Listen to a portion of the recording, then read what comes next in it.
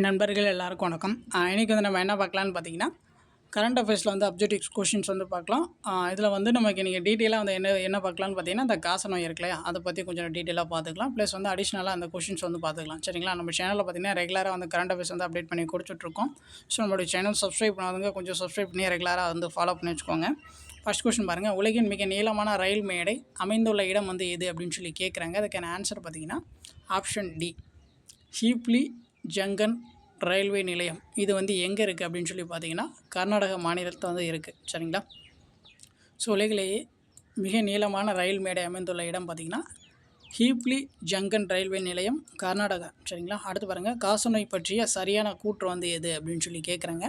So காசநோயை 2025ஆம் ஆண்டுக்குள் ஒழிக்க India வந்து இலக்கு நிர்ணயித்துள்ளது. சரிங்களா? காசநோய் ஒழிப்பிற்கு இந்தியா இலக்கு வைத்த ஆண்டு வந்து பார்த்திங்கன்னா 2025. சரிங்களா? காசநோயை ஒழிக்க ஸோ உலக நாடுகள் வந்து சர்வதேச அளவில் வந்து இலக்கு வந்து எந்த ஆண்டு வச்சுருக்காங்கன்னு பார்த்தீங்கன்னா 2030க்குள்ளே வந்து காசநோய் வந்து ஒழிக்கணும் அப்படின்னு சொல்லிட்டு உலக நாடுகள் வந்து இலக்கை வந்து வச்சுருக்காங்க. சரிங்களா?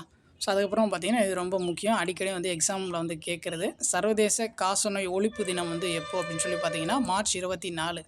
சர்வதேச காசநோய் ஒழிப்பு தினம் வந்து மார்ச் 24. சர்வதேச காசநோய் ஒழிப்பு தினம் வந்து மார்ச் 24. ஸோ அவ்வளோதான். இன்றைக்கி வந்து இந்த 2 பாயிண்ட் வந்து போதும். சரிங்களா? இது வந்து நல்லா பார்த்துக்கோங்க. சர்வதேச காச ஒழிப்பு நாள் வந்து மார்ச் 24. காசநோய் ஒழிக்க வந்து உலக நாடுகள் வந்து எப்போ இலக்கு வச்சுருக்காங்கன்னு பாருங்கள், 2030.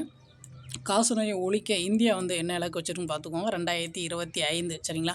ஸோ அதுக்கப்புறம் பார்த்திங்கன்னா ஹப்லி ஜங்கன் ரயில்வே நிலையம் பார்த்திங்கன்னா எங்கே இருக்குன்னா கர்நாடகாவில் வந்து இருக்குது. சரிங்களா? அவ்வளோதான். உங்களுக்கு வேறு ஏதாச்சும் டவுட் இருந்துச்சுன்னா நீங்கள் வந்து கமெண்ட் பண்ணுங்கள், நம்ம வந்து ரெஸ்பான்ஸ் பண்ணுவோம். ஸோ இப்போ தான் வந்து நம்ம சேனல் ஃபஸ்ட் டைம் பார்க்குறீங்கன்னா கொஞ்சம் சப்ஸ்கிரைப் பண்ணுங்கள், சப்போர்ட் பண்ணுங்கள், ஃப்ரெண்ட்ஸ்க்கு வந்து ஷேர் பண்ணுங்கள்.